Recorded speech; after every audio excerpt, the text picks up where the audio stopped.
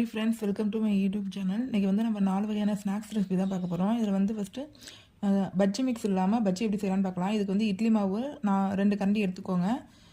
1 cup வந்து கடல மாவு அதோட ஆட் பண்ணிக்கோங்க. இந்த மாதிரி கடல மாவு ஆட் பண்ணதுக்கப்புறம் இதில் வந்து மசாலா ஆட் பண்ணுவோம். மஞ்சள்தூள், மிளகாத்தூள், உப்பு, ஓமம், கரம் மசாலா ஆட் பண்ணிக்கோங்க. கொஞ்சோண்டு பெருங்காயத்தூள் போட்டுக்கோங்க. இது எல்லாத்தையும் நல்லா கட்டி இல்லாமல் கையால் நல்லா பிசைஞ்சு விடுங்க. இட்லி மாவில் இருக்க தண்ணியில் நல்லா முதல்ல பிசைஞ்சிக்கோங்க. அதுக்கப்புறம் தேவையான அளவு பஜ்ஜி மாவு பதத்துக்கு தண்ணி ஊற்றி நம்ம பிசைஞ்சுக்குவோம். இந்த மாதிரி பஜ்ஜி மாவு பதத்துக்கு பிணைஞ்சதுக்கப்புறம் நம்ம இதில் பஜ்ஜி மிக்ஸு போட்டு எடுக்க வேண்டியதான். இப்போ வாழைக்காய் வந்து எண்ணெய் சட்டியில் போட்டு எடுத்துக்க வேண்டியதான். நம்ம எப்போதும் பஜ்ஜி மிக்ஸே வாங்கிட்டு இருக்காமல் ஒரு டைம் இந்த மாதிரி செஞ்சிங்கன்னா இந்த ஸ்நாக்ஸ் வந்து டேஸ்டியாக இருக்கும். செஞ்சு பாருங்கள் ஒரு டைமு. நெக்ஸ்ட்டு ஸ்நாக்ஸ் பார்க்கலாம். இதுன்னு உளுந்து வடை எப்படி செய்யலான்னு பார்க்கலாம்.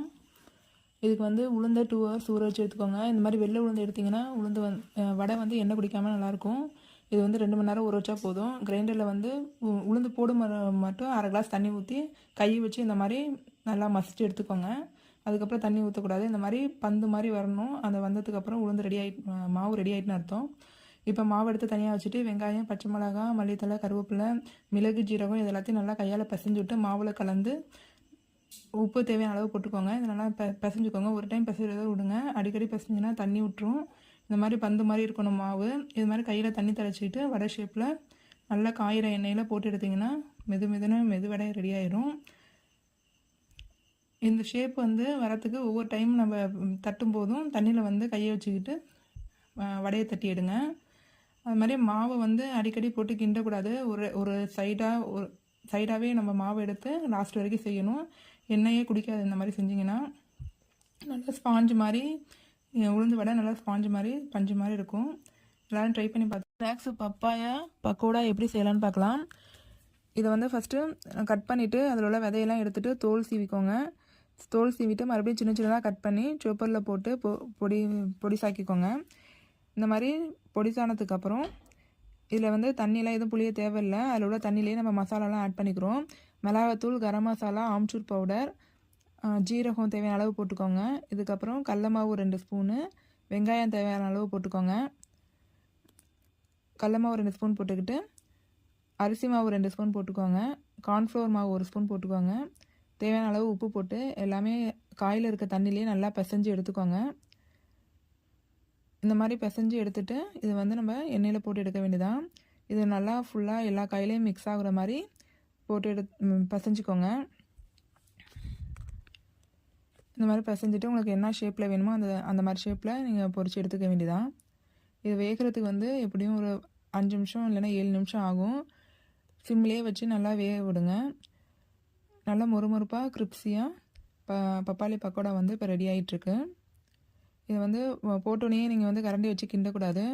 ஒரு 4 நிமிஷம் வந்து நல்லா வேகட்டும். வெந்ததுக்கப்புறம் அதை மாதிரி கிண்டி விடுங்க. அடுத்த சைடும் வெந்ததுக்கப்புறம் இதை எடுத்துக்க வேண்டியதான். இது ரொம்ப ஹெல்த்தியான ஸ்நாக்ஸு. எல்லோரும் வீட்டில் செஞ்சு பாருங்கள். இதே வந்து கட்லெட் ஷேப்லேயும் நான் வந்து இது பண்ணி வச்சுருக்கேன், லாலிபாப் ஷேப்பில். இதையும் வந்து சிம்லேயே போட்டு வேக வச்சு எடுத்துக்கலாம்.